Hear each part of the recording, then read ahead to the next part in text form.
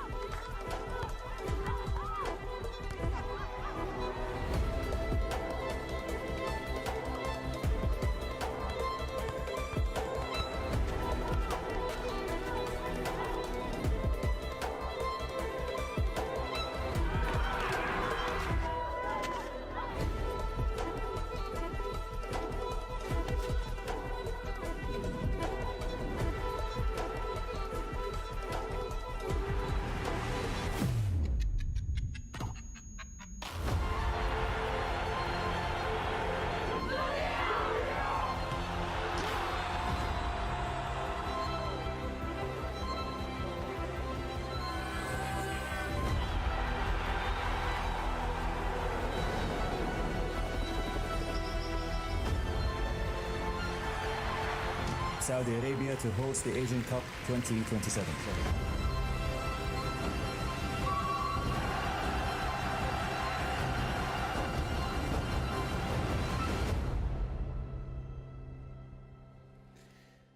Good afternoon, and thank you for having me. Thank you to the World Football Summit.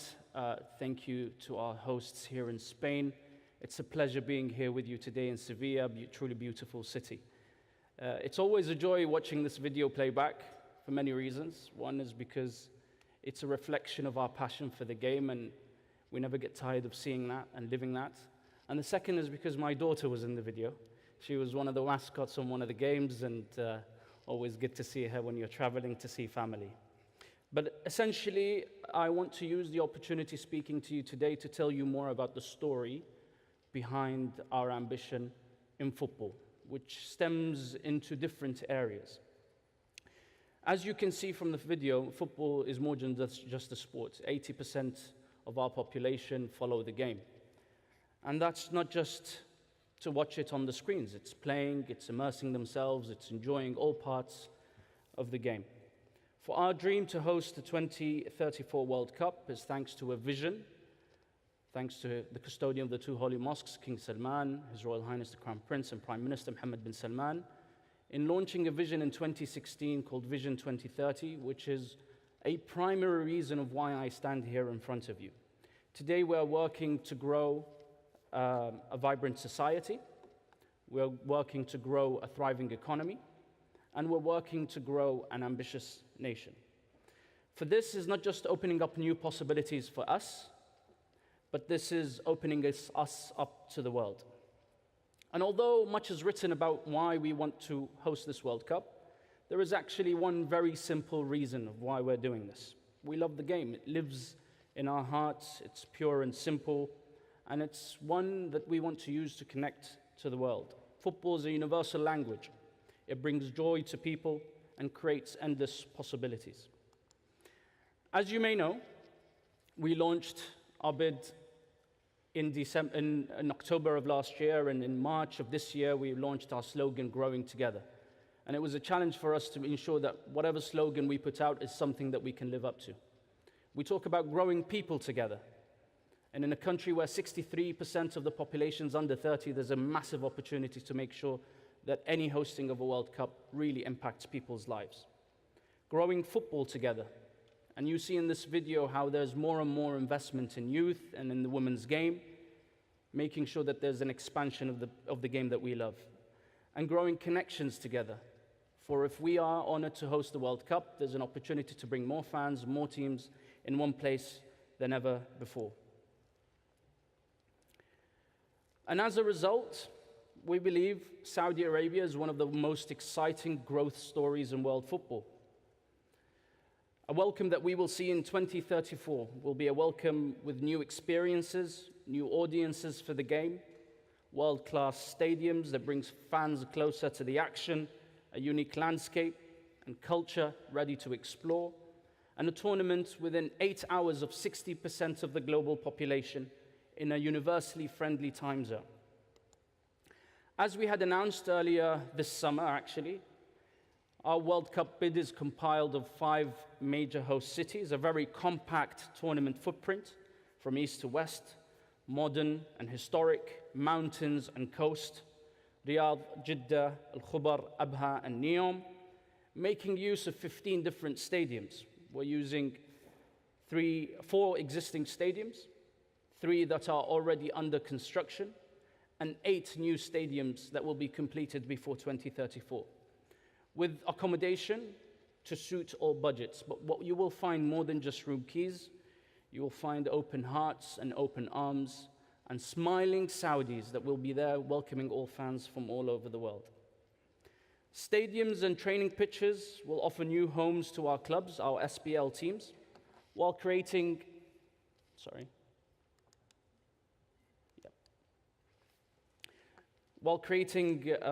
homes for multi-use sports, entertainment facilities, and for generations to come, many of which are being developed regardless of us hosting the World Cup, and simply to meet the growing demand for the boys and girls that love the game, guaranteeing a lasting legacy. For those who haven't been, our location is easy to get to. It's easy to get around, with only 2 hours as an average flight time from the furthest 2 host cities. Essentially, I wanted to share with you some examples of the unbelievable opportunities we have to share with our football fans and with the world, starting with King Salman International Stadium, which was announced again earlier this summer. This stadium will hopefully host the opening and the final match of the World Cup, situated in the north of Riyadh. It will also be home for the Saudi national team. The iconic King Fahd Sports City Stadium, a stadium that's hosted many events over the course of the last decades. In 1989, hosted the World Youth Championship. In 1992, was home for a tournament that Saudi Arabia actually started, which was the King Fahd Cup, later on the Confederations Cup, for 3 versions. Argentina and Denmark, some of the nations that have played there and won that tournament. And Aramco Stadium, an example of a stadium that is already under construction as we speak today, and that will be the new home for Al Qadsiya, which is a newly acquired Aramco club. Stadiums are, of course, a major component of our bid, but what happens in those stadiums across our country is our focus. And with our bid, we're committing to decades of growth in football, both at home and around the world. We're putting fans at the heart of the game, including my personal favorite component of the bid, which is a FIFA Fan Festival site in Riyadh, with an opportunity to host over 150,000 fans in the largest urban park in the world. Can you imagine the Spanish fans, with the Dutch, with the Saudi fans who love to enjoy a parade, and we saw that in Qatar. I was personally there marching the team on. I'd like to think we had a say in that result on that famous day in Qatar. And that's a sight to behold, and a sight that we can be very, very excited to see in the near future. Plans will also see us develop training sites to provide first-class facilities for the 48 teams playing in the tournament and for the thousands of other teams, both at home and abroad, for years after. We know after a potential World Cup and what it leaves behind after 2034 is even more important for the 10 years after that. And that's important for us, ensuring that there are these assets ready to serve the growing demand of football. That's a great context to really understand what we want to do within the bid. But essentially what we wanted to share with you today was more than just the bid. It is the story of transformation that's happening across society, across our economy. But my role here is to talk about football and how that's impacting football in Saudi Arabia. We're investing in the future of the game. Funnily enough, when we started the bid, we had 17 regional training centers. I stand today in front of you with 23 regional training centers under the SAF Football Federation. That's since October. And that pace and that speed of progress is something that's challenging to keep up to, but it's very exciting. As a father of two, Haya, who loves to get in goal for some reason, I find that weird, but she loves it. She wants to become a goalkeeper when she grows up, and for her to have the opportunity to use these facilities is something that we're working towards. 600 academies, even more, together with the private sector, and over 300,000 school kids playing football in the school system. There's a story behind that, actually.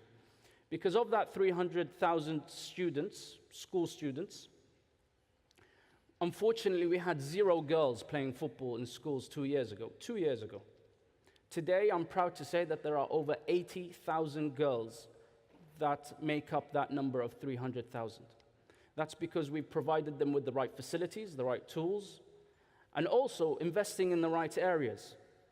Today, we have over 4,700 certified coaches in the kingdom, 1,000 of which are women.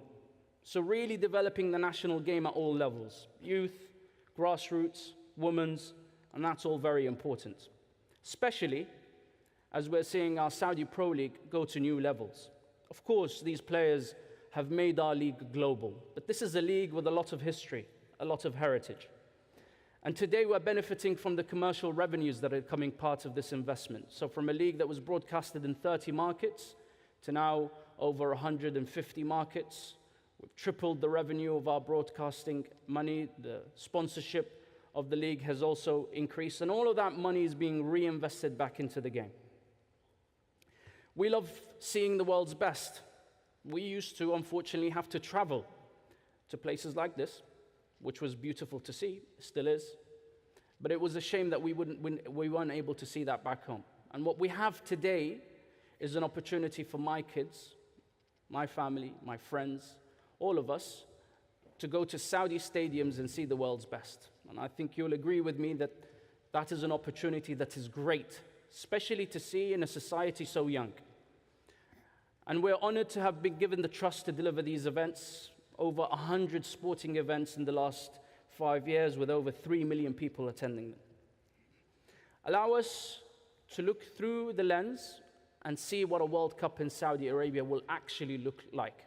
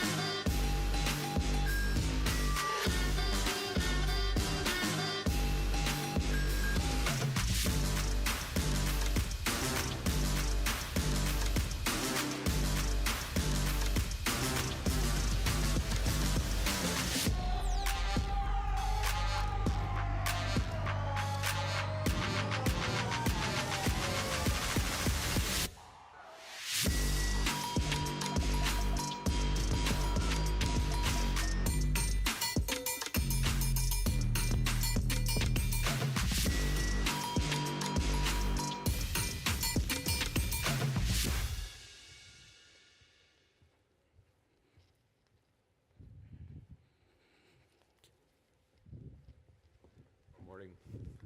Great. A round of applause. This was a great presentation.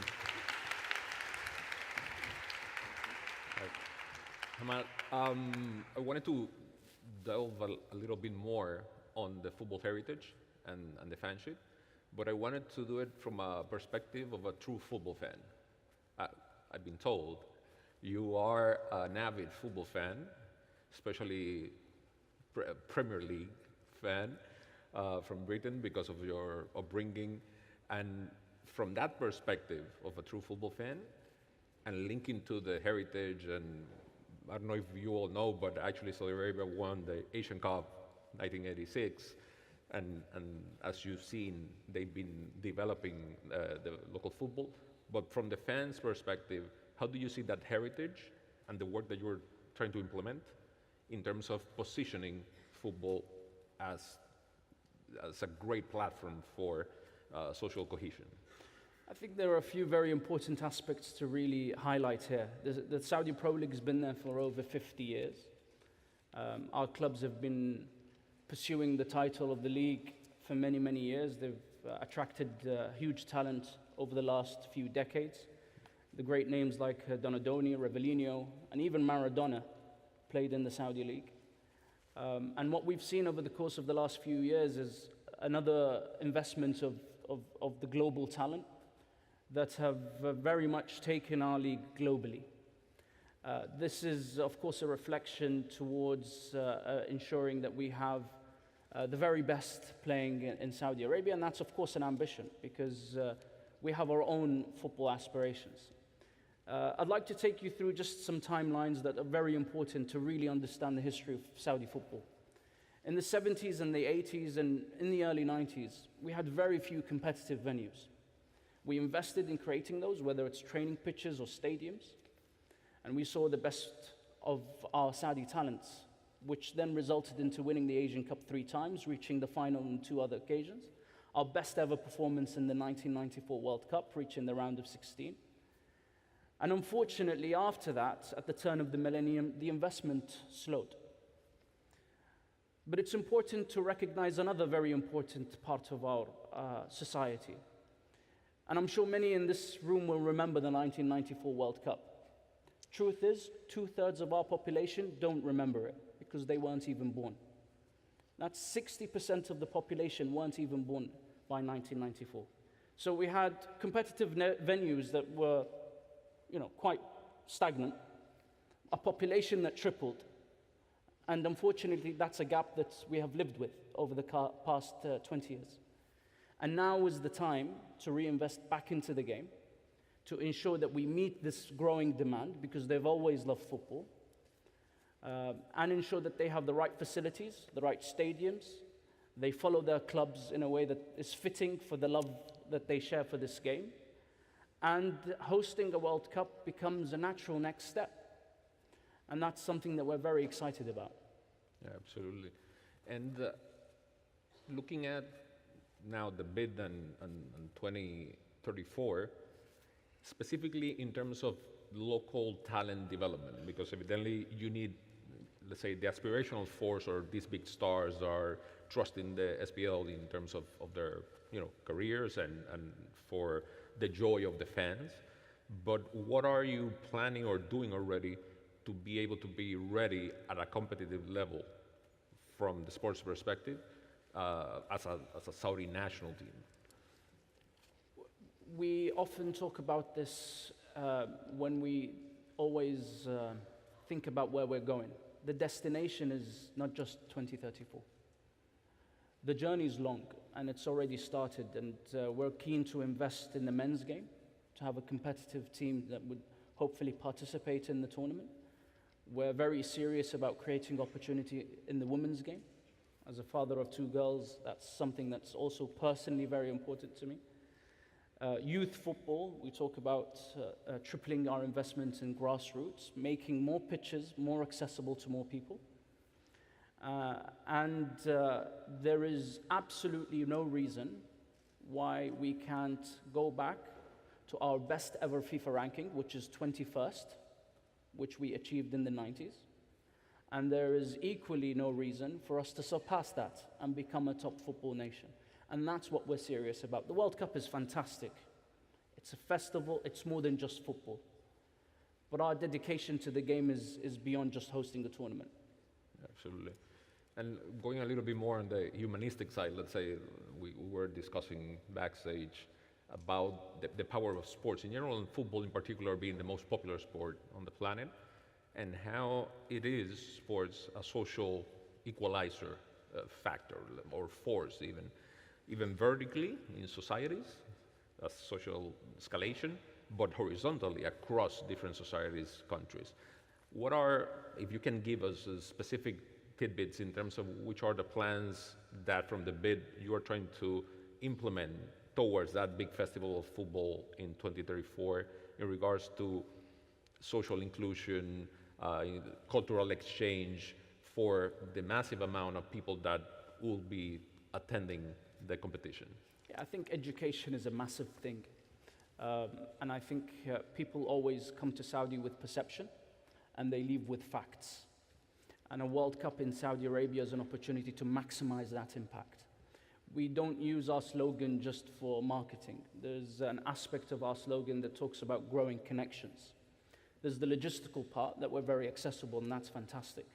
But there's also the cultural part, which is bringing fans into the 5 host cities, providing them a platform to exchange and discuss and understand that there's actually so much more that brings us together than anything else. And as you said, and I loved the way that you put it, football and sports is like no other in creating that social equalizer that brings people together. So I think we have a role to foster that, but there is an open invitation that does not need to wait until 2034, that happens today, it happens tomorrow, it happens at the earliest opportunity, to come to Saudi Arabia and really understand the remarkable transformation that we've been on, and to also realize that there's so much opportunity for so many people, whether locals, resident guests, or even businesses, which is a large community of who's here today.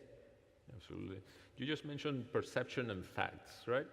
And I mean, the world is so big, we're so many, it's almost impossible to comprehend and at least pretend that we comprehend every reality, right? But in terms of that perception, and there's a specific topic evidently in terms of gender equality, inclusivity, how the bid is prescient on actually making change, using that as a tool to make change locally in terms not only of the planning, but actually the execution of the event and evidently the legacy afterwards. So it's not the bid that's doing that. It's Vision 2030 that's doing that. The bid is a result of the vision. The social reform that we've seen in the country in the last 8 years surpasses what's happened in this country in the last few decades. You talk about women empowerment. Women today make up over 35% of our workforce. 40% of them are in managerial positions. You talk about the pay gap. Today, it is by law enforced in all sectors that men and women are paid the same. In the Saudi Football Federation, that is something that we're very proud to have done since the creation of the women's division. Our men and women's team use the same facilities, the same stadiums, their allowances are the same, and they have equal opportunity. And that's something that's enabled not because we bid for the World Cup, but because we have a vision and a leadership that allows us to achieve this. And no doubt, our commitment to delivering a World Cup means that this needs to continue, and we have a commitment to continue this across all areas, including, for example, sustainability in protecting the environment. The Saudi Green Initiative was a great reference for us when we designed the World Cup bid, and there's so much details in there about the different programs that we're doing to fulfill our commitments. Absolutely.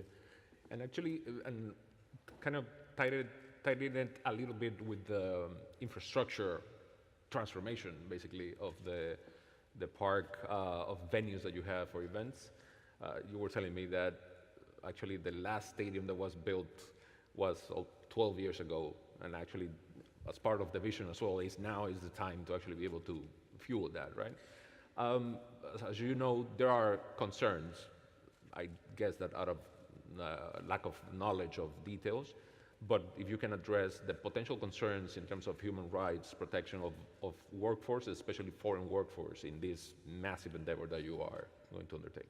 Absolutely, and we talk about this in our bid as well. I mean, evidently from the vision, our starting place is using the momentum that we have as part of this vision to ensure that everything that we do is done progressively, in the right level of progress, and one that delivers a respectful and responsible tournament. When we talk about wage protection systems, the abolishment of the kafala systems, these two initiatives did not come as a result of the bid. They were there because the vision set out very ambitious targets that we need to achieve as people, as a society, that we will do irrespective of any bidding. Those are just two examples of initiatives that we have done in this space to show how serious we are about it and how serious we are to continue this path. Now, no country is perfect in all areas. We are part of this international community that always continues to look for progress. And that's something that we will continue doing. Absolutely. And as with every investment, when you go to business school, they'll tell you, you invest to have a return. Return can be defined many ways. But specifically in terms of economic empowerment, I would say, what are the expectations in terms of short-term or long-term job creation, and how the businesses already operating and that will be operating in Saudi will benefit from this push? And let me make it relevant to the crowd as well, because there's, of course, going to be a lot of interest in the business opportunities that this bid will create. Essentially, what we have as a World Cup bid is a decentralized model. We are working with many of the existing real estate projects. We look at Al Qiddiya, for example, as one of the projects in Saudi Arabia, and we talk to them about making sure that their multi-purpose venue is one that is suitable to host the World Cup. We did the same with NEOM and the ambitious project that is there in ensuring that whatever sporting facilities being built in that area is also serving the purpose of their sporting ambition, but the World Cup as well. So there's so much happening as a country that we are leveraging, utilizing for the benefits of growing our sector, but more specifically within the context of the bid, to deliver a truly exceptional tournament. This is creating more opportunities for Saudi businesses. I know that there are a couple of Saudi businesses today here, and they're getting more connections, building more trade with their partners globally. This is going to create more opportunity for international companies, meeting with the likes of Qiddiya or other companies and understanding what types of technologies that we want to adopt. And I'm sure we want to push boundaries. I'm sure we want to do what's innovative and different. And if there's appetite to do that, we're a great market for that. And there's dedication that we want to fulfill what will truly become an exceptional tournament. Absolutely. You mentioned in the presentation, and it's a central part of the bid, right? The proximity to a vast piece of the global population. Can you tell us a little bit more, what are the enhancements in terms of infrastructure, in terms of accommodation, evidently the stadiums we saw, which are state-of-the-art, or in terms of the basic infrastructure in terms of accommodation, travel, transportation, that you are also trying to push for that to be up to par to what the world expects, right? Thank you for that question. It's a very important one. So when we started working on the bid, of course, the first thing that we did is, what are the current efforts around us? And we went to hotel operators, the Hiltons, the Marriotts, the Radissons, and the others. And we said, give us your pipeline from now until the next 10 years. We went to the real estate projects, I mentioned some, and we said, give us your pipeline and committed investments across the number of years. We went to the transportation ministry, and we said, give us your plans and your committed projects to ensuring our roads and our rail networks are more connected than ever. And equally, we went to our airports authority and said, give us your plans for the next 10 years. And I can tell you that for the World Cup bid, we're doing absolutely nothing as additional to the existing efforts. Everything that you see in the bid in relation to accommodation, in relation to transportation, in relation to airports is committed as part of the investments committed as per Vision 2030. This means we will have 16 international airports receiving over 330 million passengers. This means we will have over 230,000 room keys across the 5 host cities. And that's just from an infrastructure perspective. From a social perspective, you will have open arms and open hearts welcoming you with beaming smiles, very proud to be Saudi and very proud to receive you. I can attest to that, being recently there, and wonderful people and a wonderful, welcoming feeling to be there. I want to give you the floor if you want to do a closing remark. But first, I want to thank you for the openness and being able to come here and share with us at WFS your story and the vision of the bid and the vision of the country as well. Well, honestly speaking, if I didn't make an effort to be appropriate, I'd be here in my football shirt. Because that's what we feel comfortable wearing. We wear football on our skin. We love the game just as much as you guys do. And it's a real football story. And that's the key takeaway, to understand that when we talk about the Saudi bid, there's a real football story behind that. And there are millions of stories. And the best way to really understand these stories is to come and visit. We have unbelievable opportunity to come and see the league, which is taking off and really reaching new levels, and the competition this year is going to take it to another level again. We have the growing women's game.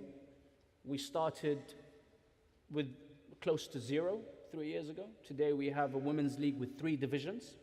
We have over 5 regional training centers serving girls and over 80,000 girls playing football in the school system. And something that we're very proud of, and in a couple of days we'll be celebrating our National Day, is leadership that have given us this opportunity. It has given me the opportunity, as a schoolboy that used to play Football Manager on his PC, never dreaming that anything with football would go beyond that screen, to sit here as head of the bid, to host the World Cup. And I'll take you back to my first slide that I presented. We said the vibrant society, a thriving economy, and an ambitious nation. And specifically on ambitious nation, it is for people to achieve their dreams. It is my dream and the dream of many others to host this amazing football festival, and one that we will work very hard to achieve. Absolutely. Ladies and gentlemen, Hammad Albalawi. Thank you. Thank you very much for being here.